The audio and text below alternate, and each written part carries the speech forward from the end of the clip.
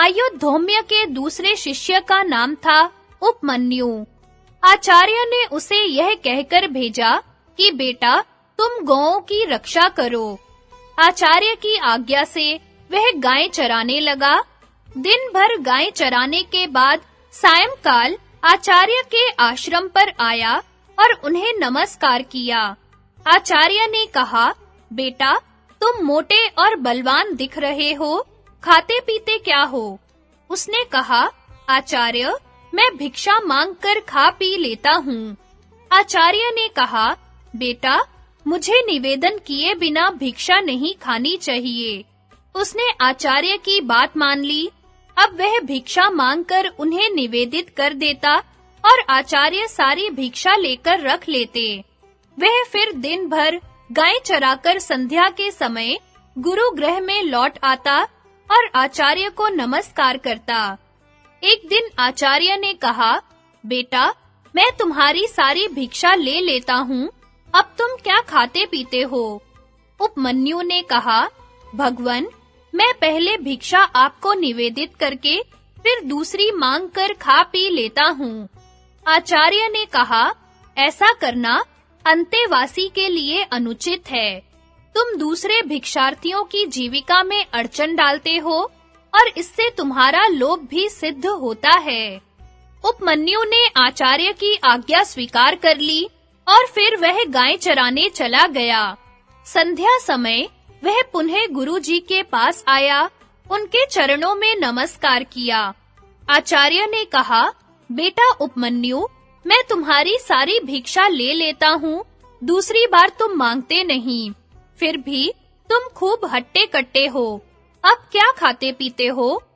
उपमन्यु ने कहा, भगवन मैं इन गौओं के दूध से अपना जीवन निर्वाह कर लेता हूँ।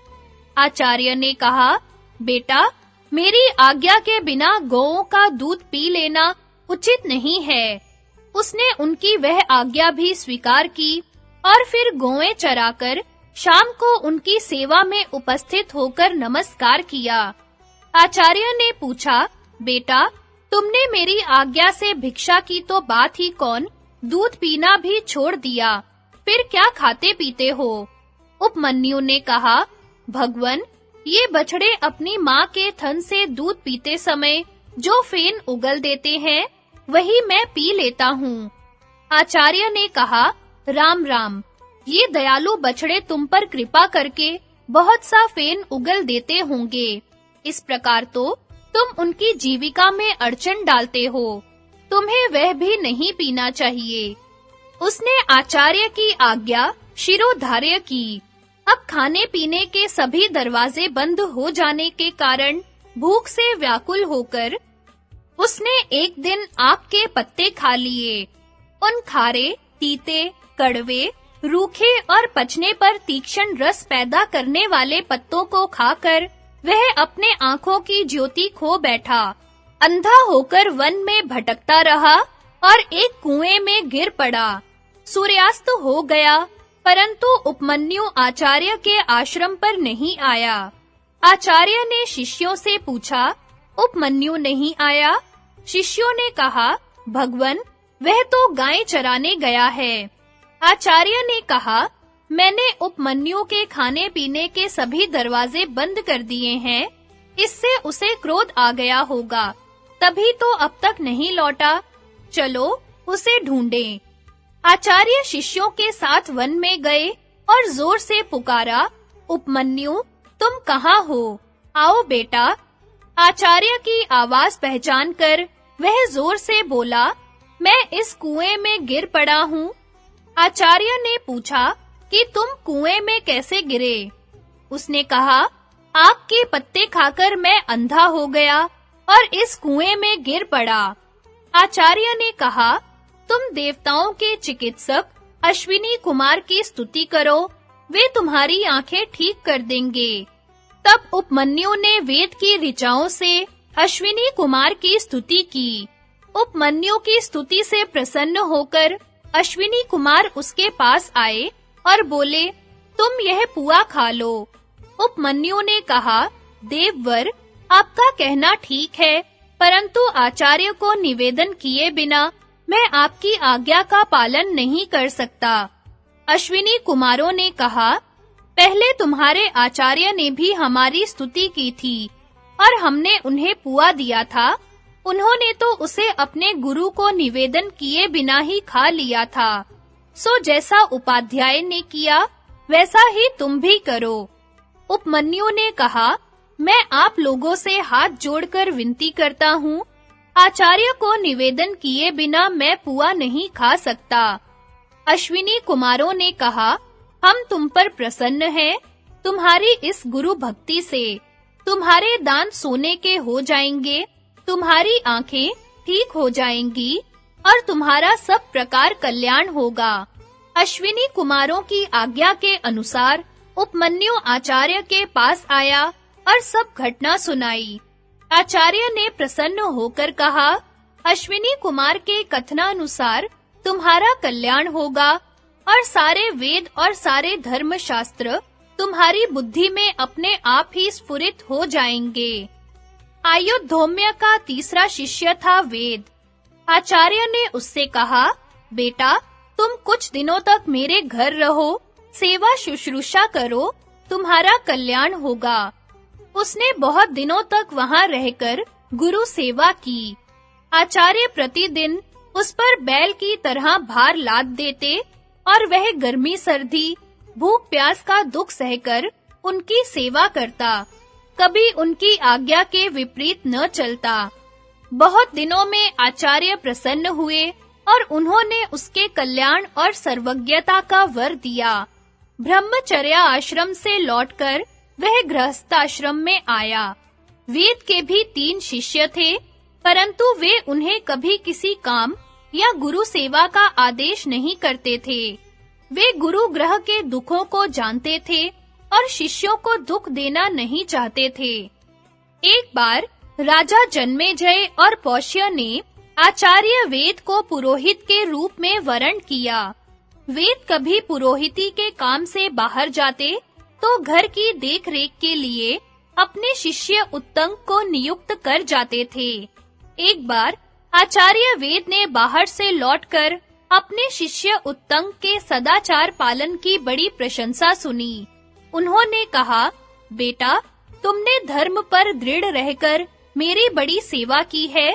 मैं तुम पर प्रसन्न हूँ। तुम्हारी सारी कामनाएं पूर्ण होंगी। अब जाओ।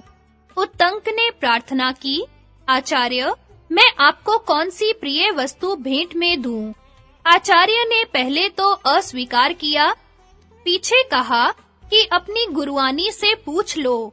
जब उत्तंक ने गुरुआनी से पूछा तो उन्होंने कहा, तुम राजा पौष्य के पास जाओ और उनकी रानी के कानों के कुंडल मांग लाओ।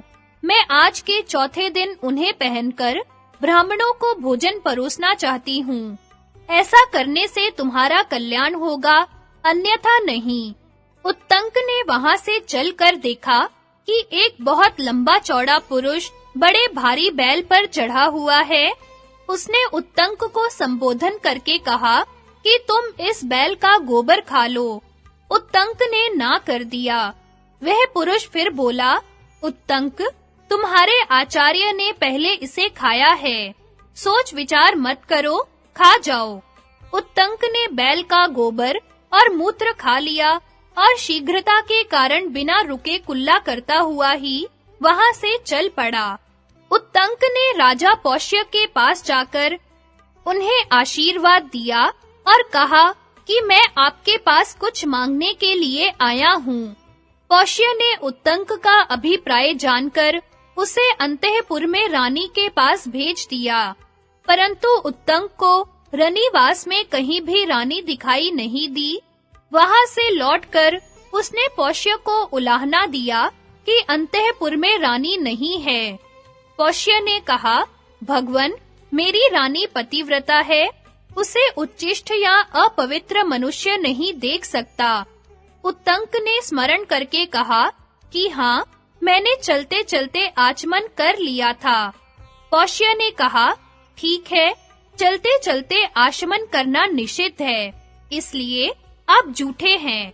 अब उत्तंक ने पूर्वाभिमुख बैठकर हाथ पैर मुंह धोकर शब्द, फेन और उष्णता से रहित एवं हृदय तक पहुँचने योग्य जल से 3 बार आचमन किया और 2 बार मुंह धोया।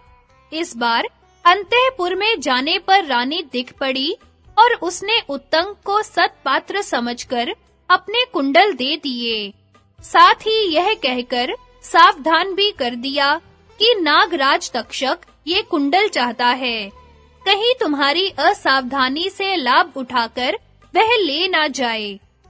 मार्ग में चलते समय उत्तंक ने देखा कि उसके पीछे-पीछे एक नग्न शपणक चल रहा है, कभी प्रकट होता है और कभी छिप जाता है।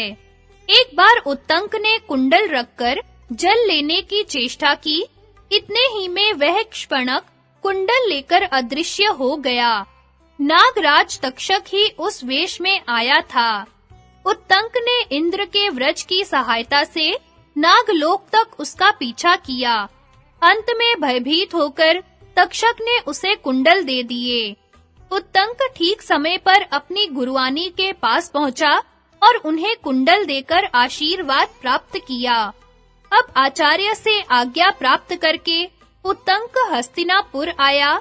वह तक्षक पर अत्यंत क्रोधित था और उससे बदला लेना चाहता था।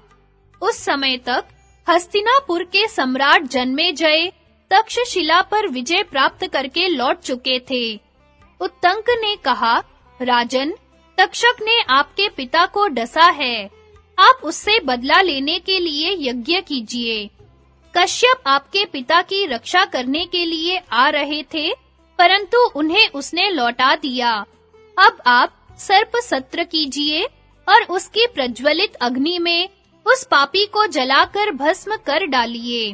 उस दुरात्मा ने मेरा भी कम अनिष्ट नहीं किया है। आप सर्प सत्र करेंगे तो आपके पिता की मृत्यु का बदला चुकेगा और मुझे भी प्रसन्नता होगी।